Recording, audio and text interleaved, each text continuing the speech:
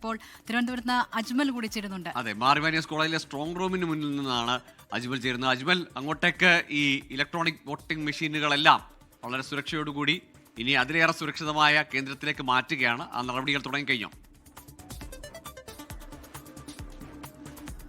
ഗോകുൽ, ഞാൻ ഇപ്പോൾ നിൽക്കുന്ന തിരുവനന്തപുരത്തെ ഈ കളക്ഷൻ സെന്റർ ആയിട്ടുള്ള മാറിവാനിയസ് കോളേജിന്റെ ഫ്രണ്ടിലാണ്. ഇവിടേക്ക് ഈ ജില്ലയിലെ പല ഭാഗങ്ങളിൽ നിന്നുള്ള ഈ കളക്ഷൻ സെന്ററുകളിൽ നിന്നും പല ഭാഗങ്ങളിൽ നിന്നുള്ള ബൂത്തുകളിൽ നിന്നുള്ള EVM മെഷീനുകൾ ഇവിടേക്ക് എത്തിക്കൊണ്ടിരിക്കുന്നതേ ഉള്ളൂ. ഇതിന്റെ ഒരു നടപടിക്രമം പരിശോധിച്ച് കഴിഞ്ഞാൽ ഈ ഇലക്ഷൻ കമ്മീഷൻ തന്നെ ഓരോ 5 ബൂത്തുകളും കേന്ദ്രീകരിച്ച് ഒരു സെക്ടർ ഓഫീസറെ നിയോഗിച്ചിട്ടുണ്ട്. ഈ സെക്ടർ ഓഫീസർ ഈ 5 ബൂത്തുകളിലേക്കുള്ള വാഹനങ്ങളും അവിടേക്കുള്ള EVM മെഷീനുകളും ഉദ്യോഗസ്ഥരെയും വിന്യസിക്കും. ശേഷം അവർ ഈ പറയുന്ന വാഹനത്തിൽ തന്നെ EVM മെഷീനുമായി ഈ സെക്ടർ ഓഫീസറുടെ നേതൃത്വത്തിൽ തിരിച്ച് ഈ കളക്ഷൻ സെന്ററിലേക്ക് വരികയാണ് ചെയ്യുന്നത്.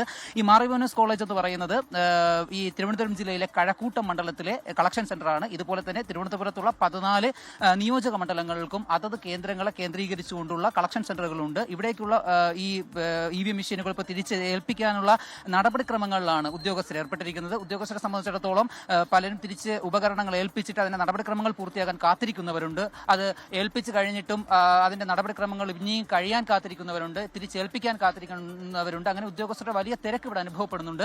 ഏതായാലും വലിയ സുരക്ഷാ ക്രമീകരണങ്ങളോടുകൂടി മാറിവാനിയസ് കോളേജിലെ കളക്ഷൻ സെന്ററിലെ നടപടിക്രമങ്ങൾ പൂർത്തിയായിക്കൊണ്ടിരിക്കുകയാണ്. തിരുവനന്തപുരം ജില്ലയെ സംബന്ധിച്ചിടത്തോളം കഴിഞ്ഞ നിയമസഭാ തെരഞ്ഞെടുപ്പിൽ ഏറ്റവും കൂടുതൽ ഇടതുപക്ഷത്തിന് അനുകൂലമായി തിരിഞ്ഞ മണ്ഡലത്തിൽ ജില്ലയിൽ ഇത്തവണയും 76% വോട്ടുകൾ പോൾ ചെയ്തത് ഇടതുപക്ഷത്തെ സംബന്ധിച്ചിടത്തോളം കുറച്ച് ആശ്വാസം നൽകുന്ന കാര്യമാണ്.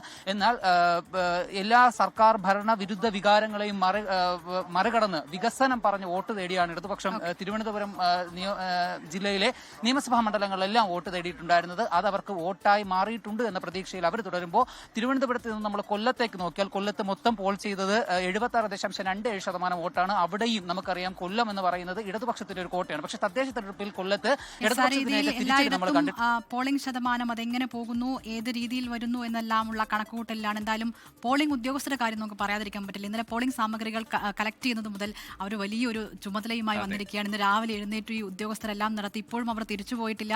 ഈ സാമഗ്രികളെല്ലാം സുരക്ഷിതമായി ഏൽപ്പിച്ചതിന് ശേഷം മാത്രമേ അവർക്ക് അവരുടെ ചുമതലയിൽ ഈ പോളിംഗ് ഉദ്യോഗസ്ഥര് കൂടാതെ തന്നെ SPC കേഡറ്റുകൾ, അങ്ങനെ ബൂത്തുകൾ കുറെ കൂടി അവിടെ നോക്കിക്കഴിഞ്ഞാൽ തന്നെ കുറെ പോസ്റ്ററുകൾ, തോരണങ്ങൾ, എല്ലാ നിർദ്ദേശങ്ങളും കൃത്യമായി കൂടുതൽ എഴുതി എല്ലാം അവിടെ ഇങ്ങനെ വ്യക്തമാണ്. അതായത് BLOയുടെ ഉൾപ്പെടെ ഫോൺ നമ്പർ വരെയാണ് പല പോളിംഗ് ബൂത്തിലും കയറുന്ന വാതിലിന് വലതുവശത്ത് രേഖപ്പെടുത്തിയിരുന്നു. അതേസമയം 2 പേര് പ്രത്യേക ബാഗുകൾ, അതും ഇത് എന്താ പറയുക, പരിസ്ഥിതി സൗഹൃദമായ ബാഗുകളാണ്, തുണിയുള്ള ബാഗുകളാണ്. അങ്ങനെ എല്ലാം കൊണ്ടും മനോഹരമായി ഈ ജനാധിപത്യത്തിന്റെ സുപ്രധാന ദിനത്തെ ഏറ്റവും ഭംഗിയായി പൂർത്തീകരിച്ച. അതിനിടെ ചില 1-2 തർക്കങ്ങളുണ്ട്. തൃശ്ശൂരിലെ പോലെ ചില പ്രിസൈഡിംഗ് ഓഫീസർമാരുണ്ടായിരുന്നു. എങ്കിൽ പോലും വളരെ മനോഹരമായി അഹോരാത്രം പണിയെടുത്ത് കുറേ മനുഷ്യർ, അവരുടെ ഒരു വലിയ എന്താ പറയുക അധ്വാനത്തിന്റെ കൂടി ഫലമാണ് നമ്മൾ ചെന്ന് 1-2 മിനിറ്റ് രേഖപ്പെടുത്തുന്ന വോട്ട്. നിർണായകമായ വോട്ടാണ്. പോളിംഗ് ഉദ്യോഗസ്ഥരുണ്ട് ഈ ചുമതലയുമായി ബന്ധപ്പെട്ട് സംസ്ഥാനത്താകെ. അവരാണ് ഈ പോളിംഗ് നടപടികളെല്ലാം നിയന്ത്രിച്ചത്.